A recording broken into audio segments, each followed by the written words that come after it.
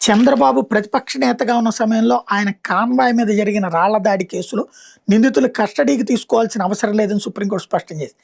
అయితే దర్యాప్తునికి తప్పనిసరిగా హాజరై అధికారులకు పూర్తిగా సహకరించాలని నిందితులను ఆదేశించింది. నిందితుల బెయిల్ షరతులను కింది కోర్టు నిర్ణయిస్తుందని తీర్పిచ్చింది.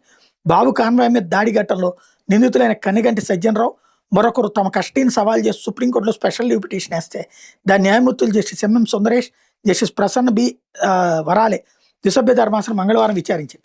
రాష్ట్ర ప్రభుత్వం తరపున సిద్ధార్థ లోద్రా వాదన వినిపిస్తూ బాబు కాన్వాయ్పై నిందితులు ఉద్దేశపూర్వకంగా రాళ్లు రువ్వారని, ఆ దాడిలో భద్రతా సిబ్బంది తలకు గాయమయ్యాయని చెప్పారు.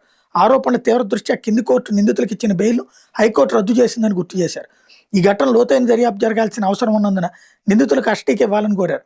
పిటిషనర్ల తరపు సిద్ధార్థ దవే వాదనలు వినిపిస్తూ ఈ కేసు దర్యాప్తులో 3 ఏళ్లుగా ఎట్లాంటి పురోగతి లేదన్నారు.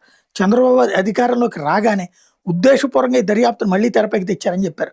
నిందితులు ఒక్కరోజు కూడా జైల్లో గడపలేదని, దర్యాప్తుకు పూర్తిగా సహకరించేందుకు వాళ్ళు సిద్ధంగా ఉన్నందున వాళ్ళని కస్టడీకి తీసుకోవాల్సిన అవసరం లేదని చెప్పారు. వాదనల ధర్మాసనం ఈ తీర్పు ఇచ్చింది.